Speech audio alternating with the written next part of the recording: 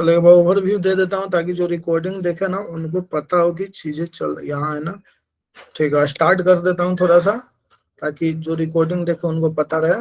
तो इसमें हम मेनली क्या क्या करेक्शन किए थे, इसमें हमने आपको बतलाया था कि यहाँ से ये 2n+1 से स्टार्ट होगा, ठीक है ना। इसके बाद ये ऑप्शन मैच हो जाएगा, यानी ऑप्शन सी फॉल्स आएगा, ए बी और डी आपका करेक्ट आएगा। ये तो इजी ही क्वेश्चन है, हर कोई कर लिया होगा। ये भी इजी है क्योंकि इसमें क्या है 1+i कभी मैंने 1+m का आइगन वैल्यू कभी 0 होगा ही नहीं, कभी भी 0 नहीं होगा, तो हमेशा इन्वर्टिबल होगा। तो ये हो गया, फिर हम डायरेक्ट यहाँ पर थे, ये भी इजी था तो ये तो बतलाने की जरूरत नहीं, मेन ये क्वेश्चन है, ठीक है ना। तो इसका क्वेश्चन तो अब दिख ही रहा कैसे कैसे सॉल्व किया हूँ, सबको दिख ही गया। जो ज्वाइन करेगा उसको तो फायदा मिलना चाहिए ना। अच्छा, क्वेश्चन नंबर 13 कराने की जरूरत है क्या?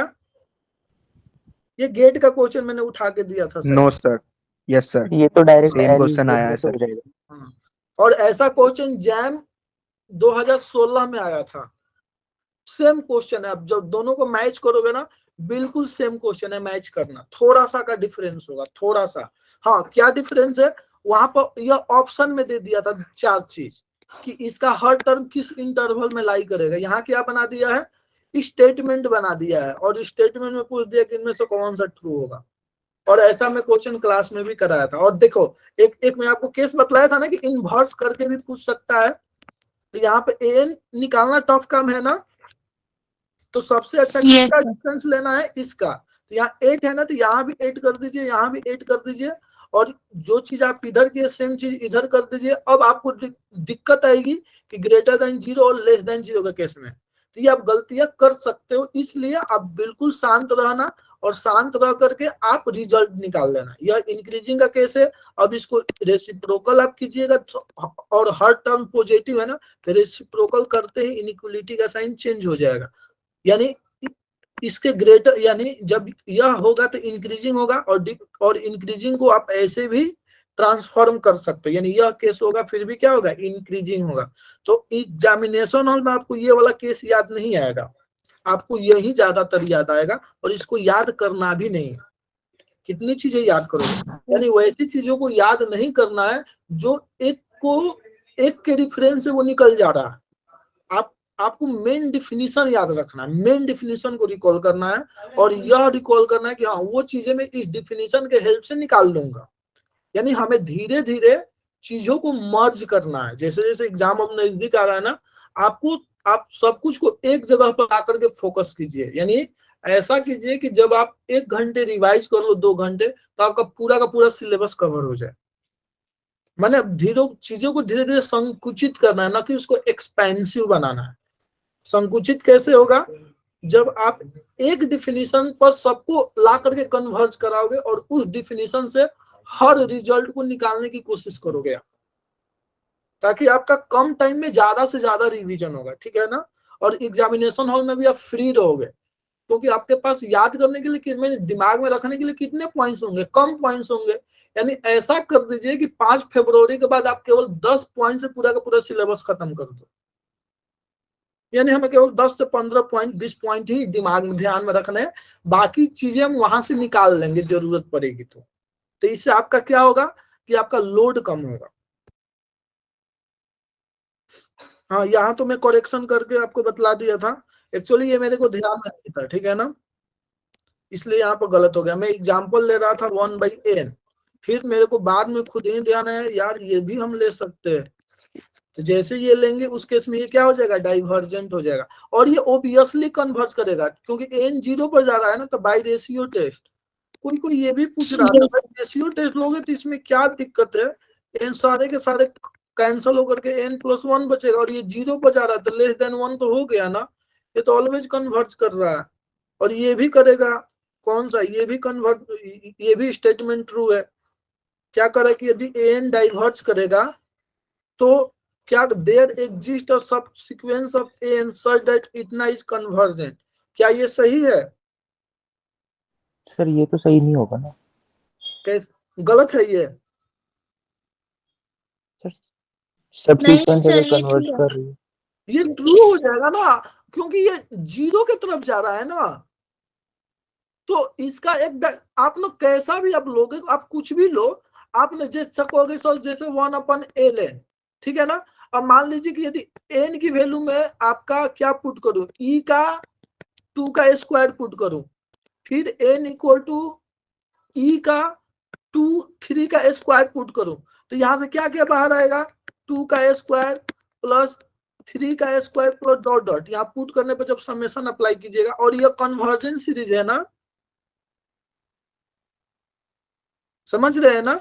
ये भले इन्फिनिटी की तरफ इसका सम जा रहा है, लेकिन उसमें से कुछ पार्ट तो फाइनाइट हो सकता है ना। हर सबसीक्वेंस का सम इन्फिनिटी की तरफ तो नहीं जाएगा ना। क्लियर है।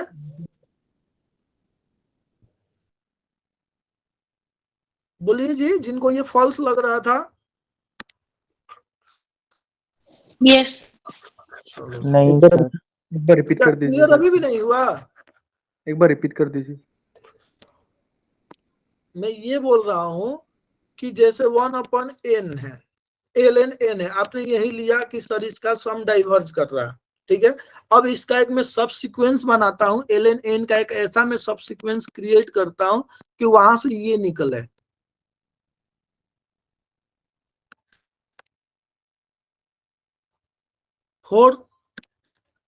for sum n belongs to natural numbers infinitely में निकलेगा ना ऐसा सब सीक्वेंस। यहां से कहोगे कि सर कैसे, यहां मैं m कर देता हूं, मैं n को ले लिए e का पावर m स्क्वायर। कहोगे कि सर ये तो नेचुरल नंबर नहीं है, तो नेचुरल नंबर यहां पर 2 डाल दो, अब हो गया नेचुरल नंबर। अब ऐसा मैं सेट कर सकता हूं ना n, बतला नहीं रहे हो भाई। जहां पर m क्या हो जाएगा, m कहां से स्टार्ट होगा, 1 से लेकर के इन्फिनिटी तक, m belongs to natural number कर दो। तो अब इसको यहाँ पर पुट करो, इसका बेस 2 कर देता हूं ताकि हमारे लिए कैलकुलेशन इजी हो समझना।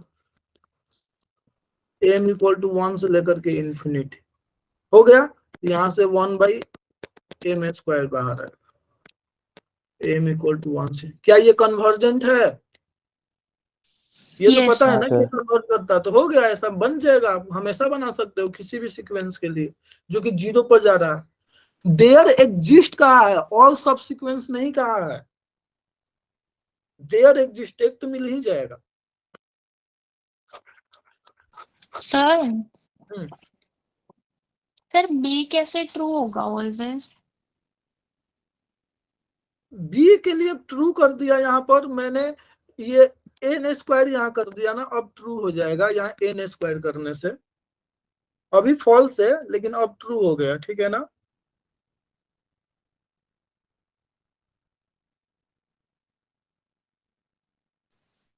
यस सर सर सर कैसे कैसे ट्रू होगा सर, मतलब an अगर हम n ले ले तो n/m स्क्वायर तो 1/m तो डाइवर्स करेगा ना। नहीं, एन अपन एन स्क्वायर कर दिया ना।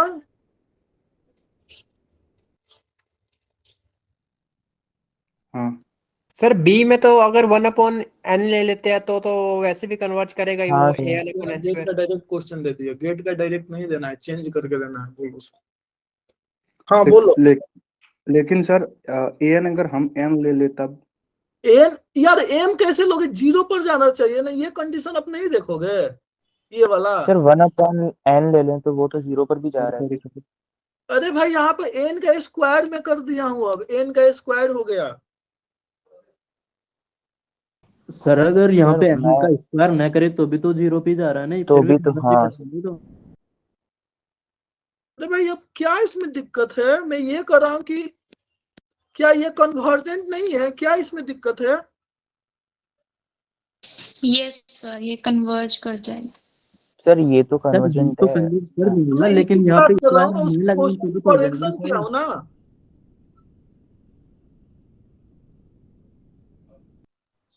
सर वो क्या बोल अभी रहे कि भी करेक्शन की जरूरत नहीं है, बोल रहे नहीं, मैं कर रहा हूँ कि करेक्शन किया हूं मैं। हाँ, करेक्शन नहीं कीजिएगा तो वो भी स्टेटमेंट फॉल्स हो जाएगा। वो तो मैं बतलाया ही ना, ऐसा हम ले सकते हैं an को हमने ये पुट कर दिया, अब ये इंफिनिटी की तरफ चला जाएगा, डाइवर्स कर गया, तो यह वो स्टेटमेंट फॉल्स है, लेकिन मैंने उसको करेक्ट करके n को n स्क्वायर कर दिया मैं, अब सही हो गया ना? Yes sir. क्या अभी भी नहीं समझ में आया? सर हम तो बोल रहे थे कि सर अगर an की जगह 1/n लेते हैं हाँ तो सर वो सेटिस्फाई कर रहा है उस कंडीशन को भी भाई, कि ऑलवेज 1/n। ट्रू नहीं हो रहा है ना, हमें ऑलवेज ट्रू चाहिए ना, वो मे और मे नॉट भी हो गया हाँ ना, हाँ सर। तो फाइनली तो फॉल्स स्टेटमेंट हो गया ना वो। ऐसा ढूंढना पड़ेगा सर कोई सीक्वेंस जो कि फॉल्स दिखाए। हाँ, ये हमेशा ट्रू नहीं है ना, ये नॉट ऑलवेज ट्रू है ना, क्योंकि कभी ट्रू हो रहा है कभी नहीं हो रहा है, यानी स्टेटमेंट फॉल्स माना जाएगा ना। हाँ सर। तो हो गया, तो मैंने इसको ये करके ट्रू स्टेटमेंट बना दिया, सही है। अभी भी किसी को डाउट है तो ये क्वेश्चन काफी अच्छा था, देख लेना, तो ये आपका आ सकता है ऐसा।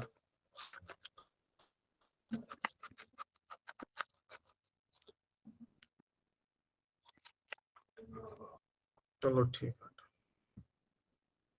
ये वाला क्वेश्चन ना, ये और कोई बचा है इसमें? हाँ, क्वेश्चन नंबर 15 ये कराने की, जो ये तो लॉलीपॉप क्वेश्चन है ना, बस नोटेशन डरावना सा दे दिया गया ताकि आप डर जाओ, और बाकी कुछ भी नहीं है। सर हम्म सर S1 के लिए तो हमें कोई स्टेटमेंट ही नहीं दी है, सिर्फ सीरीज दी है। क्या S1, तो ये क्या है, ट्रू है कि फॉल्स है, बतलाओ आप। ओके ओके, नहीं दिया तो हूँ ये ओके, S1 एंड ये, हाँ ये इसको इसमें मर्ज कर दो, ठीक है ना, कन्वर्जेंट कर दो, और P तो केवल यही दिख रहा है ना। Yes sir. ठीक है ना, वैसे अलग से देना चाहिए था, लेकिन दोनों एक साथ मिक्स कर दिया है, टाइप करने वाले ने अपना टाइम बचाने के लिए कुछ ज्यादा ही दिमाग लगा रहा है वो। हाँ सर S2 थोड़ा समझ नहीं आया एक बार। भाई, S2 को नीचे ना कर दो, ऐसा तुम लोगों को ना चीजों को थोड़ा सा घुमा दो ना, तो तुम लोग उप चुप करने लगते हो। यहाँ पे n छूटा है, सही है यहाँ पर, और इसको नीचे लेते आओ आप, हो गया।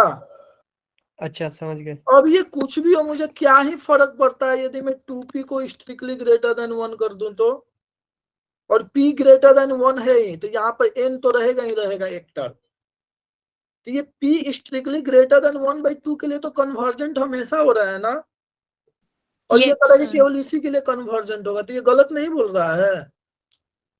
हम्म ओनली 4 लिखा है, ओनली 4, जबकि इसके लिए भी तो हो रहा है ना, इसके लिए भी तो कन्वर्ज कर रहा है ना, यस सर।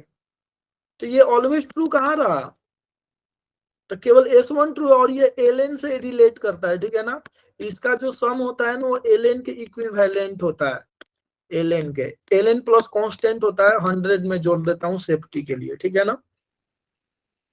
अब यहाँ पर पुट कर दो आप, स्क्वायर करो या कुछ भी करो, नीचे में क्या हो जाएगा n स्क्वायर, इसको हटा दो, बाई पी टेस्ट से ऑलवेज क्या होगा, कन्वर्जेंट होगा, ऊपर में कुछ भी रहे ln का फंक्शन, कोई फर्क नहीं पड़ता है, ठीक है ना।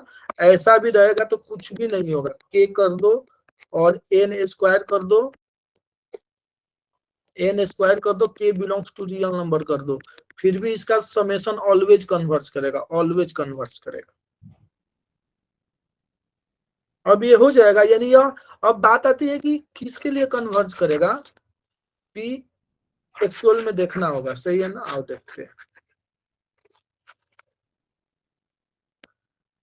तो मुझे लग रहा है कि यहाँ पे p ग्रेटर देन 0 कर दो, तो p ग्रेटर देन 0 के लिए यदि मैं 1/2 पुट कर दूं, 1/2, और यहाँ पर 1/2, तो ये तो 0 की तरफ जा रहा है ना, ln n यहाँ करने से, यहाँ पर ln n करने से, तो यानी कि कुछ ऐसा हो रहा है,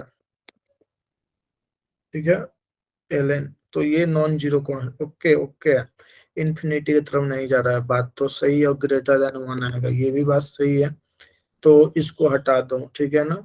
लेकिन यदि p की वैल्यू में 0 to 1 के बीच में रखूं तो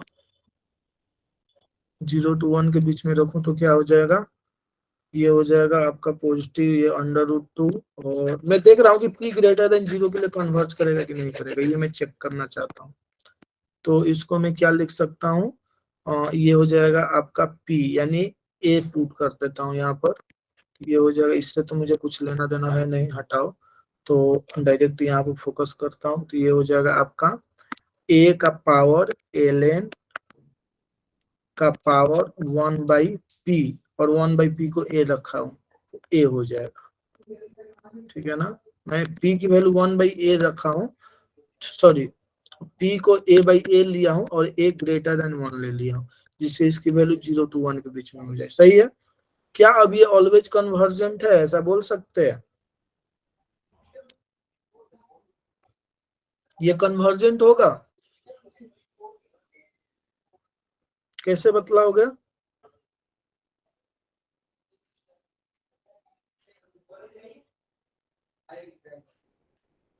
क्या ये कन्वर्ज कोची कंडेंसेशन टेस्ट से? कॉची कंडेंसेशन टेस्ट, तो 1/2 to the power a to the power n put कर दूं, यही ना, लेकिन इससे बाहर नहीं आ रहा है ना sir 2 to the power n put कर दें अगर n को, 2 to the power n put कर दूं तो 2 to the power n, 2 to the power n से e to the power n put कर दूं, ये ज्यादा बेटर रहेगा नहीं? चलो तो e to the power n put कर दिया तो a to the power कितना हो जाएगा, यहाँ पर n का पावर ये a हो जाएगा ना, n का पावर a हो जाएगा नहीं, सही है, और a ग्रेटर देन 1 है, और a ग्रेटर देन 1 है, तो ये तो कन्वर्जेंट हो गया। तो क्या कहता है कॉची कंडेंसेशन, कोई बतलाओ? ये मैं ले सकता हूँ ना? Yes sir. हाँ, तो क्या कहता है? सर एक साथ कन्वर्ज करती है, जो e to the power n या a to the power n रखते हैं, उससे जो सीरीज आती है अगर वो कन्वर्ज करती है तो ओरिजिनली भी सीरीज कन्वर्ज करेगी। यानी यह सीरीज कन्वर्ज कर रहा है, तो ये भी सर ऊपर में सर हाँ बोलिए। ऊपर में e to the power n से मल्टीप्लाई होगा, ओ a to the power n से भी मल्टीप्लाई होगा, हाँ e Yes, to the sir, power n sir. से मल्टीप्लाई करेंगे। यानी e to the power n से मल्टीप्लाई होगा, तो नीचे में कि ऊपर में, न्यूमरेटर में जाएगा कि डिनोमिनेटर में, e to the power n? Numerator में। न्यूमरेटर, तो ये तो और प्यार से कन्वर्ज कर गया यार, तो ये तो और अच्छे से कन्वर्ज कर गया नहीं, इसका सर ऊपर मल्टीप्लाई होगा, ऊपर ऊपर मल्टीप्लाई मल्टीप्लाई होगा, होती है। यानी वही तो ये होगा ना। Yes, sir. ओके, यदि मैं a की वैल्यू 1 यानी 1.11 करूं तो यहां से क्या हो जाएगा, e का पावर n 1.11 का पावर a का n का पावर 11, चलो मैं 2 ले लेता हूं, फिर भी ये क्या हो रहा है, ये तो डाइवर्स करेगा ना, एक मिनट ये n स्क्वायर ना, ओके n स्क्वायर मत करो यार, कुछ ज्यादा ही गड़बड़ हो जाएगा, ये कर देता हूँ, और इसको मैं लिख देता हूँ e का पावर n और 1.1 का पावर n इंटू 1.1 का पावर 0.1, ये कर देता हूँ, ठीक है। अब इन्फिनिटी ये, अब ये कन्वर्ज करेगा कि डाइवर्स करेगा, ये हो जाएगा e का पावर 1 कोची टेस्ट दे दे, कन्वर्ज करेगी सर।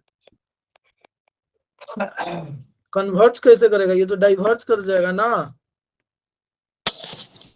सर ऊपर ही पावर n है तो डाइवर्ट करेगा वैसे। हाँ क्योंकि इसको आप डिवाइड करो, देखो क्या आ रहा है, ग्रेटर देन 1 आएगा, डाइवर्ज ही करेगा सर। हाँ तो ये तो डाइवर्स कर गया ना, यानी p ग्रेटर देन 0 के लिए ऑलवेज कन्वर्ज नहीं कर रहा है, तो p ग्रेटर देन 1/2 के लिए कर रहा है, सही है ना, p ग्रेटर देन 1/2 के लिए ऑब्वियसली कर रहा है, इसमें कोई डाउट नहीं है, तो चलो ठीक। वैसे भी आप लोगों का वो नहीं देगा, कॉची कंडेंसेशन सिलेबस में नहीं है ना, तो ये नहीं आएगा, अभी देगा तो यही देगा, मैंने वो चेंज करके दिया था, वहां पे p ग्रेटर देन 1/2 दिया था, लेकिन मैं p ग्रेटर देन 1 से स्टार्ट किया था, ताकि आप लोगों के लिए वो आसान है, यानी जैम के सिलेबस में आ जाए। जहां से मैं क्वेश्चन पिक किया हूँ वो p ग्रेटर देन 1/2 के लिए प्रूफ किया था, तो मैंने p ग्रेटर देन 1 के लिए दे दिया। ये तो क्वेश्चन खुद से मैंने सेट कर दिया था, ये तो आसान ही होता है सेट करना। ये तो हो गया होगा ना, कि इसमें भी किसी को डाउट है क्या? कोई इसको 10 बार डिफरेंशिएट किया है क्या, 6 बार की प्रॉपर्टी का यूज किया है? इसका आंसर हाफ इंटू 6 फैक्टोरियल आया है। नहीं यहाँ प्लस में दे रखा हूँ, ठीक है ना, चेंजेस किया हूँ, अब देखना पोर्टल पर, और मैं फाइनल से सेंड किया था कि नहीं याद नहीं फिर से। सर एक बार करा दो। अब ये आप कर लेना, ये हो जाएगा। कैसे करना है, एन निकाल लेना है, और एन क्या होगा, ये होगा, ये होगा, और यह Yes, निकालना, एन निकालना आसान है, इसको एक्सपेंस करके एक्सपेंशन कीजिएगा, तो हमें केवल x टू द पावर 6 पर फोकस करना है, तो इसका भी एक्सपेंशन लिख लीजिएगा और इसका भी एक्सपेंशन लिख लीजिएगा जीपी का, और देखिएगा कि किसको मल्टीप्लाई करने से आपस में x टू द पावर 6 आ रहा है, उसके कोफिशिएंट को आप अरेंज कर लीजिएगा, ठीक है ना? ठीक है सर। समझ में आया? हाँ जी सर। Yes sir. हाँ, ये Yes, क्वेश्चन इंपॉर्टेंट है, देख लीजिएगा। ये क्वेश्चन काफी अच्छा सा, ये वाला 20 नंबर, यस सर। इसमें सारे क्वेश्चन अच्छे हैं, टाइम भी तो दिया था। हाँ ये क्वेश्चंस, ये इसमें भी शायद करेक्शन था ना, नहीं इसको तो करेक्ट कर ही दिया था, इसका ना बी और सी होगा, सिंपल सी बात है। अब वो ये होगा कैसे, इसका ना आप ना ट्रांसपोज वापस से ले लीजिएगा, जब आप ट्रांसपोज लीजिएगा ना, पहले स्क्वायर कर लीजिएगा, ए ट्रांसपोज का स्क्वायर आ गया, अब स्क्वायर को अंदर कीजिएगा, ठीक है ना, स्क्वायर को अंदर और ट्रांसपोज को बाहर, तो क्या हो जाएगा, ए ट्रांसपोज को आप ए स्क्वायर को वापस से ए ट्रांसपोज पुट कर दीजिएगा, तो ट्रांसपोज का ट्रांसपोज ये अब हो जाएगा। समझ में आया क्या किया ना? ये क्वेश्चन है IMC इंटरनेशनल मैथमेटिक्स कंपटीशन का है, इंटरनेशनल मैथमेटिक्स कंपटीशन का क्वेश्चन। तो यही एक उसमें आसान क्वेश्चन था, इसलिए दे दिया। जब 10 पे उसका 2000 आप लोगों के लिए क्वेश्चन देख रहा था, 1982 से एग्जाम हो रहा है शायद, और 2022 तक में एक यही क्वेश्चन आपके लिए मिला था। सोचिए कितना टाइम लगा होगा एक एक क्वेश्चन को देखने, ताकि जब इतना टाइम दिया तो आसान करके पूछ ही लेता हूँ। तो ऑप्शन मैंने बनाया है वो प्रूफ करने के लिए दिया था बस। क्वेश्चन नंबर 32 में क्या है, देखिए जब कोई सीरीज कन्वर्ज करता है ना, ये एक्चुअली हम लोग IIT बॉम्बे में मीन्स देवराज सर पढ़ाए थे, तो वैसे जानते पहले थे भी थे, लेकिन कभी ध्यान में नहीं आया, वहां पर ध्यान में आया था। इसका 2 पार्ट लिख लीजिए, ठीक है ना, आपको आप यदि पढ़ोगे स्टाइल्स में तो ये चीजें आएगी, n प्लस an, एक बार n इक्वल टू 1 से m तक जाइए, और n equal to m plus 1 से यहाँ पर इंफिनिटी तक जाइए, तो इसका सम फाइनाइट होगा, और m टेंड्स टू इंफिनिटी करने से ये 0 की तरफ जाएगा, ये 0 की तरफ जाएगा, ठीक है ना। m टेंड्स टू, जब आप लिमिट अप्लाई कीजिएगा दोनों साइड, तो उस केस में ये 0 की तरफ जाएगा। तो इसी कॉन्सेप्ट का मैंने यूज किया है, और यहाँ पर क्या है कि tn को हमने ये डिफाइन कर दिया, और an ये है, और यह कन्वर्ज कर रहा है, कन्वर्ज कर रहा है, तो यानी ये वाला सम क्या होगा, ऑलवेज फाइनाइट होगा, m टेंड्स टू इंफिनिटी कीजिएगा तो, और ये वाला टर्म कहाँ पर जाएगा, ये वाला टर्म यानी tn कहाँ पर जाएगा, 0 पे जाएगा, जब n आपके n टेंड्स टू इंफिनिटी कीजिएगा उस केस। तो शायद ये आपको समझ में आ गया, आगे बढ़ता। इसमें कह रहा है कि यह कन्वर्जेंट होगा, तो ये भी कन्वर्ज करेगा, ठीक है ना, तो ये कन्वर्जेंट होगा तो ये भी कन्वर्ज करेगा, तो कन्वर्ज मीन्स वो T1 plus T2 plus dot dot plus Tn की बात कर रहा है, ये इसकी बात कर रहा है, तो ये कन्वर्जेंट होगा तो ये भी कन्वर्ज करेगा। तो ये कैसे करोगे आप? हम्म? तो एक काम करते हैं, ये कन्वर्जेंट है, तो जब कन्वर्जेंट है तो ये कन्वर्जेंट कब होगा? यदि हम इस चीजों को करें तो ये कन्वर्जेंट कब होगा? 1, ये 1 से स्टार्ट हो रहा है ना, ये 1 से स्टार्ट हो रहा है, ये 2 से स्टार्ट हो रहा है, यानी इसका सम का सम कन्वर्ज कर रहा है ना, यस सर। इसके सम का सम कन्वर्ज कर रहा है, तो ये तो कन्वर्ज कर ही जाएगा। कैसे? जैसे यानी हम 2 से स्टार्ट करें डॉट डॉट प्लस ये इंफिनिटी की तरफ, प्लस A3 से स्टार्ट करें डॉट डॉट इंफिनिटी की तरफ, A4 से स्टार्ट करें डॉट डॉट इंफिनिटी, ये क्या है? ये इसका सम कन्वर्जेंट है। तो जब इसका सम कन्वर्जेंट है तो इसमें हम कुछ इंसर्ट कर सकते हैं क्या इसको?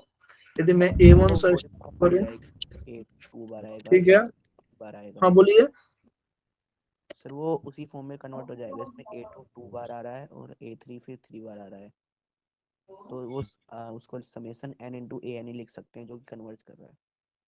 ओके ओके, क्या क्या लिख सकते हैं बताइए? समेशन, सो इसको लिख सकते हैं summation A2 plus 2 times A3। Okay okay, आप ऐसे बोल रहे हो, ठीक। समेशन ये यहाँ पर लिख सकते हैं, यानी A1 plus 2 times A2 plus 3 times A3, ऐसे बोल रहे हैं क्या आप? A2 plus 2 times A3 plus 3 times A4 plus dot dot dot sir. Oh 2 3 times A3 नहीं आ रहा है, A3 यहाँ आएगा। स्टार्ट हो रहा है सर वो। ओके ओके, यहाँ से स्टार्ट हो रहा है, और यानी यहाँ से ओके, A1 तो आ नहीं रहा है ना, इसलिए मैं गड़बड़ कर दिया ना, यहाँ से A2 कर देता हूँ। A2 plus 2 times A3 plus 3 times A4 plus dot dot, यही ना? Yes sir. अब सर इसको लिख सकते हैं summation n minus 1 into A N. AN हो गया। अब सर हाँ, तो अब इसको हम लिख सकते हैं ना AN, ये कन्वर्जेंट है और ये कन्वर्जेंट है, हमें मालूम है, तो ये भी क्या करेगा? कन्वर्ज करेगा। क्लियर है? Yes sir. क्योंकि ये आपको मैं बतलाया हूं ना कि यदि दो का सम कन्वर्जेंट है और एक कन्वर्ज करेगा तो दूसरे को भी कन्वर्जेंट होना ही होगा, तो यही वाला कॉन्सेप्ट है। हो गया क्वेश्चन। तो वो जैसे मैंने पैटर्न वो देखा, लिखने से वो क्या हो गया? दिख गया।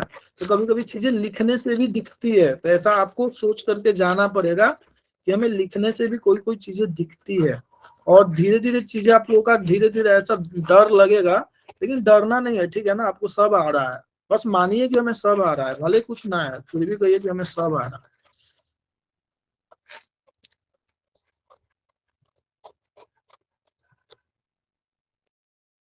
तो ये हो गया, और यानी ऑप्शन ए ट्रू हो गया। ऑप्शन बी तो ओबियसली ट्रू होगा क्या? इफ यह कन्वर्जेंट है तो ये नहीं नहीं, ये हमेशा ट्रू नहीं होगा ना।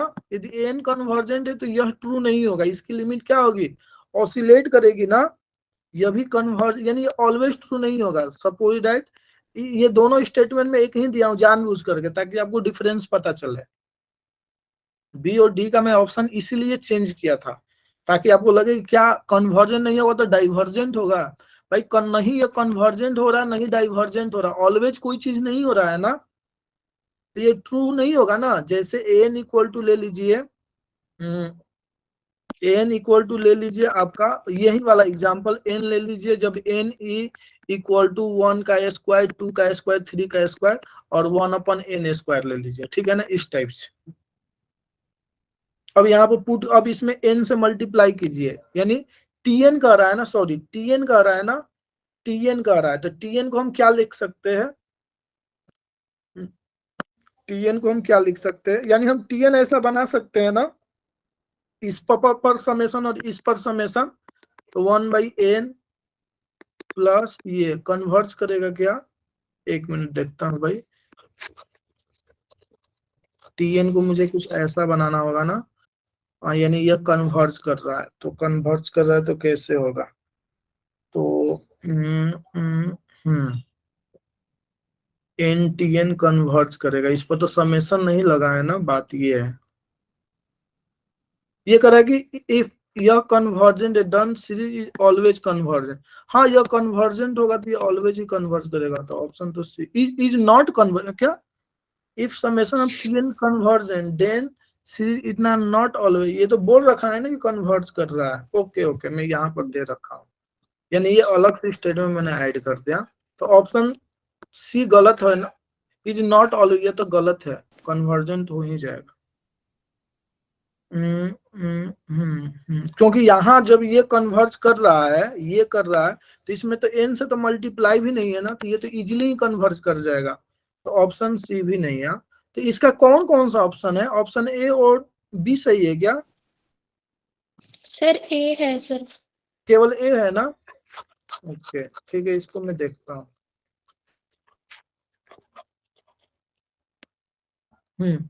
तो एन टी एन कन्वर्जेंट होगा, तो टी एन मेरा किस फॉर्म में होगा? क्या ये देने का मतलब है इतना बी सीक्वेंस? ये ना बी और सीक्वेंस वो सीरीज बोलना चाहिए था, यह सीरीज मुझे केवल डिफाइन करना चाहिए था, क्योंकि मैं यहाँ इफ लगा ही रखा हूँ। तो यहाँ पर देने का मैंने थोड़ा क्वेश्चन को मैं अच्छे से अरेंज नहीं कर पाया। चलो ठीक, क्योंकि ये सब मैं दे रखा हूँ ना, देने का मतलब क्या हुआ? टी एन को मैं क्या ले लूं?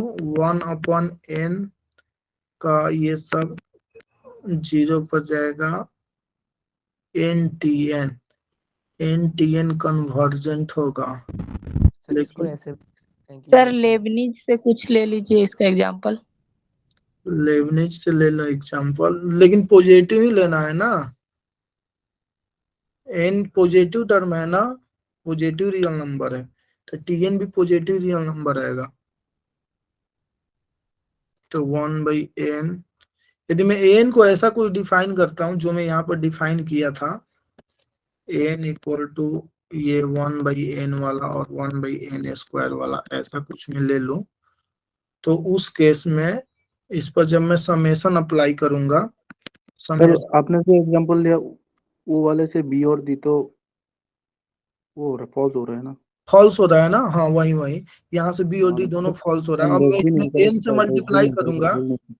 हाँ, यहाँ में यदि मैं n से मल्टीप्लाई करता हूँ, जैसे यहाँ पर आ जाएगा आपका 1 का स्क्वायर, 1 का स्क्वायर डॉट डॉट, यानी आ जाएगा 1 का स्क्वायर प्लस 2 का स्क्वायर प्लस डॉट डॉट, ऐसे ही परफेक्टली आ रहा है ना। n यहाँ पे n आ रहा बेसिकली टी एन सीरीज भी ए एन का ही है, जो मतलब n+1 टर्म से शुरू हो रहा है, तो बिहेवियर ऐसे सेम ही रहेगा ना? है, बिहेवियर सेम रहेगा। देखो पहले तो tn तो मेरा ये है, ठीक है ना, सपोज दैट tn मेरा ये है, थोड़ा लिखता हूँ तब जाकर के चीजें दिखेगा। tn मेरा ये है, सॉरी अभी भी गलत लिख रहा हूँ ना, n+1 से शुरू होगा सर, हाँ n+1 से स्टार्ट हो रहा है सर ये मेरा tn है, ऐसा जा रहा है, ये इन्फिनिटी की तरफ जा रहा है, यही ना। और इसमें हाँ मैं सर। n से मल्टीप्लाई कर दूंगा, n से, तो जब मैं n से मल्टीप्लाई करूंगा तो n+1, ठीक है, plus dot dot plus n+2 हो रहा है, सही है। अब हमें मालूम है कि यह कन्वर्जेंट है, ये ये ये लेस देन इन्फिनिटी, यानी यह कन्वर्ज कर रहा है। जब ये कन्वर्ज कर रहा है तो यहाँ पर क्या केस हो सकता है?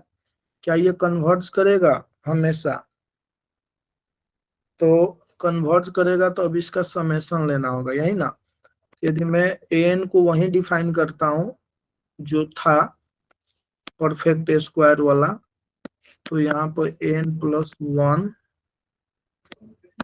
प्लस, यानी उस वाले टर्म को मैं एक जगह कर लेता हूँ जहां पर n+1 परफेक्ट स्क्वायर है, जो वाला भी केस आएगा, n+2 जब n, सर हाँ ऑप्शन सी कैंसिल इसलिए होगा क्योंकि T N basically A N का ही एक वो है, पार्ट है, तो दोनों अगर कन्वर्ट करेगा तो टूगेदर कन्वर्ट करेगा, मतलब टी एन कर रहे तो ए एन नहीं करेगा, ऐसे नहीं बोल सकते। मतलब इफ एंड ओनली केस नहीं बनेगा क्या इसमें ई में? इफ एंड ओनली इफ नहीं बन रहा है ना, सी ऑप्शन सी के लिए। ऑप्शन सी तो क्लियर है ना, ऑप्शन सी तो क्लियर कि ये कन्वर्जेंट होगा तो ये भी कन्वर्ज करेगा, ये नॉट ऑलवेज कन्वर्जेंट लिखा है, ये तो गलत बोल रहा है। ऑप्शन बी पर मैं कर रहा हूँ, ऑप्शन बी को। सर जो आपने पहले एग्जाम्पल लिया था 1/n² और 1/n, अगर हम उसमें इवन ऑड के लिए ले ले और n से मल्टीप्लाई करें तो वो वैसे ही कन्वर्ज नहीं करेगा, नहीं क्योंकि एक इवन ऑड नहीं ले सकते हैं ना, यही तो दिक्कत है, वहां परफेक्ट स्क्वायर लेना होगा, ठीक है ना। एन को ऐसे डिफाइन करेंगे 1/n 1/n when n is perfect square, ठीक है, और 1/n² when n is not perfect square, ठीक है। अब यहाँ पर तो देखिए जब n परफेक्ट स्क्वायर है तो अब n+1 परफेक्ट स्क्वायर कब आएगा वो हमें पुट करना है, समझ रहे हैं ना, ये वाला टर्म। तो अब जब इसका जब आप समेशन लीजिएगा इस वाले टर्म का, जब n परफेक्ट स्क्वायर हो गया तब n+1 परफेक्ट स्क्वायर कब होगा वो वाला टर्म यहाँ पर आएगा, समझ में आ रहा है। और जब इसका अब जब हम लिमिट निकालेंगे तो वो 0 की तरफ नहीं जा रहा है ना, n/n+1 की लिमिट 0 की तरफ नहीं जा रही है, ये क्लियर है। हाँ तो ये क्या हो गया, डाइवर्स कर गया ना, कन्वर्जन नहीं रहा, ये बात समझ में आया। हाँ सर। देखो मैं फिर से समझाता हूँ कि मैंने यह एग्जाम्पल लिया, ठीक है, तो अब मैं इसमें n से मल्टीप्लाई कर रहा हूँ, n+1 plus n into n+2 plus dot dot dot. तो यहाँ पर 1/n हम कब पुट करेंगे, जब n+1 परफेक्ट स्क्वायर होगा, ठीक है। और ऐसा ही सिचुएशन एक बार और भी तो आएगा जब n परफेक्ट स्क्वायर है और इसमें मैं टर्म को ऐड करते जा रहा हूं, जैसे 4 परफेक्ट स्क्वायर है तो कितने टर्म का, यानी 5 नहीं है, 6 नहीं है, 7 नहीं है, 8 नहीं, फिर 9 है ना, तो फिर 9th वाला टर्म यहाँ पर आएगा। यहाँ पर हम 1/n अब कब पुट करेंगे, यानी 1/n पुट करने का सिचुएशन कब क्रिएट होगा, जब n+k परफेक्ट स्क्वायर होगा, क्लियर है। तो जब हम उसका ओवरऑल समेशन लेंगे तो, और मान लीजिए कि सपोज दैट यही है n+ ले लेता हूं, n+k ले लेता हूं, जहां पर n+k परफेक्ट स्क्वायर है, तो यह लिमिट नॉन जीरो की तरफ जा रहा है ना, तो इसका समेशन क्या करेगा, डाइवर्ज करेगा, क्लियर है। अब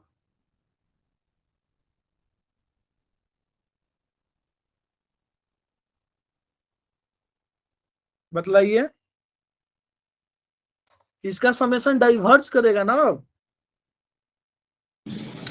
सर इसमें तो सीक्वेंस के लिए पूछा है, लेकिन tn अपने आप में सीरीज का फॉर्मेशन कर रहा है ना, tn मेरा यस सीरीज है सर। ना, ये tn को ये डिफाइन किया गया है ना, यस सर सर। मैं इसको एक्सपेंड कर रहा हूँ ना। सर इस हिसाब से टीएन वेल डिफाइंड होगा। क्यों भाई, tn तो वेल डिफाइंड, इसमें क्या दिक्कत है। नहीं मतलब जो आप एग्जांपल ले रहे हैं, हाँ जब क्यों n नहीं, हम n n को तो ले परफेक्ट सकते स्क्वायर हैं होगा ना, तो n+1 सर परफेक्ट स्क्वायर नहीं होगा। नहीं तो और n+ जब के परफेक्ट स्क्वायर हो जाएगा ना, एक सिचुएशन ऐसा आएगा। नहीं मैं n से तो बाहर से मल्टीप्लाई कर रहा हूँ, n पर परफेक्ट स्क्वायर का कंडीशन थोड़े अप्लाई हो रहा है, an वाले टर्म पर इस पर लगा, इसके लिए कंडीशन अप्लाई हो रहा है ना, an के लिए हो रहा है ना, यह तो n फ्री है, ये तो n कुछ भी हो सकता है।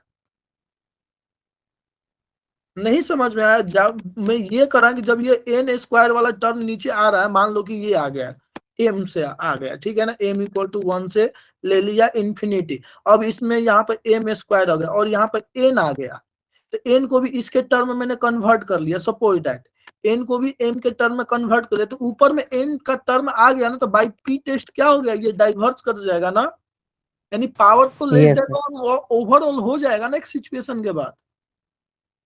अब दिख यस सर गया,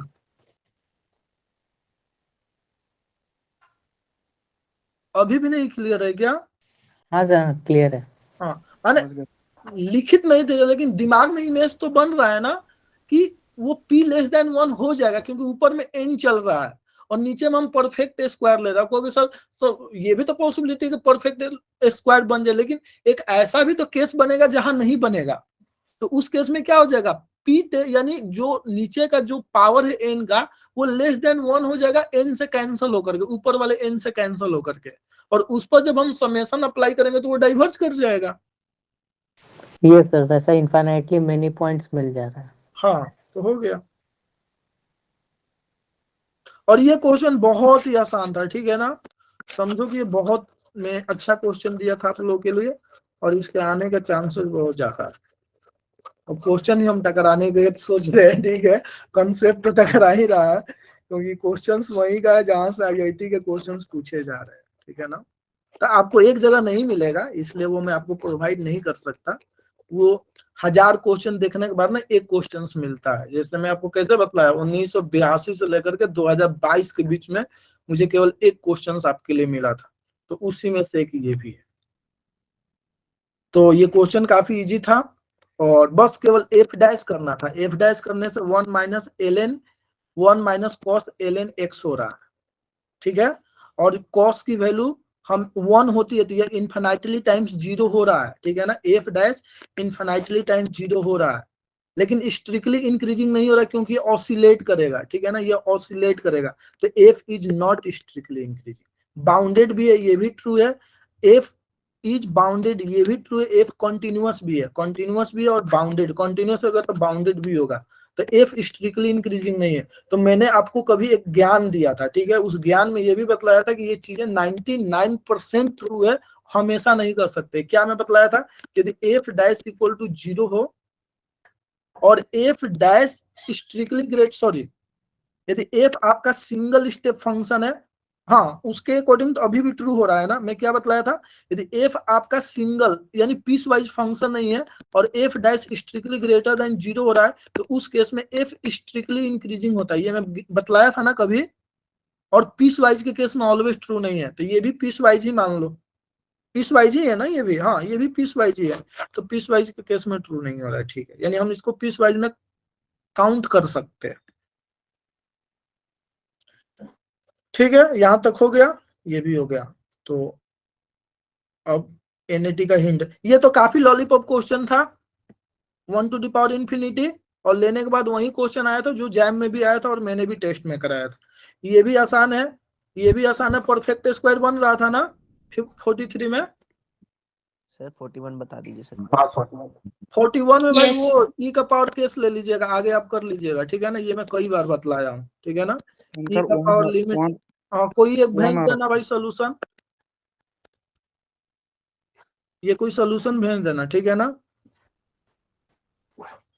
इंटू एन हो जाएगा, ठीक है ना, यहाँ पे इंटू एन कर देना, और इसको एच से कन्वर्ट कर देना, एच टेंस टू 0 से। चलते हैं आप 1 to 8 ई एच हो जाएगा, और यहाँ पे एक्सपेंशन लगा देना या एल एच रूल अप्लाई कर देना, अब हो जाएगा। Yes, sir. सर में कैसे क्या एक बार ये बता दीजिए। अरे भाई ये कोई यार करके बतला देना, ठीक है ना। एफ का पावर जी, ये ना बाद में आते हैं ना बच्चे, तो आप लोगों को ये सारी चीजें क्लियर होनी चाहिए ना। ग्रुप में भेज दो। हो गया अब, ये Yes, एफ 1 की तरफ जा रहा है, जी इंफिनिटी की तरफ जा रहा है, ठीक है ना। आप क्रैश कोर्स का वीडियो देख लेना, शायद उसमें मैं कराया हूँ, या केवल इतना कॉन्सेप्ट आप ध्यान में रख लेना। चलो ये परफेक्ट स्क्वायर हो जाएगा, देख लेना।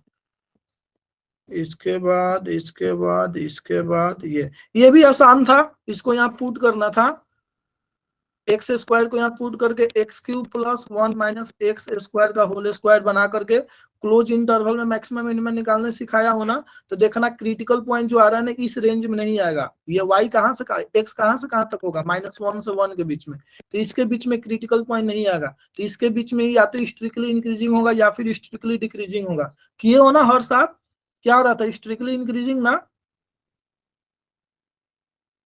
हाँ सर स्ट्रिक्टली इंक्रीजिंग। हाँ ठीक है, और ये क्वेश्चंस काफी इजी था, ये वाला कराने की जरूरत नहीं है।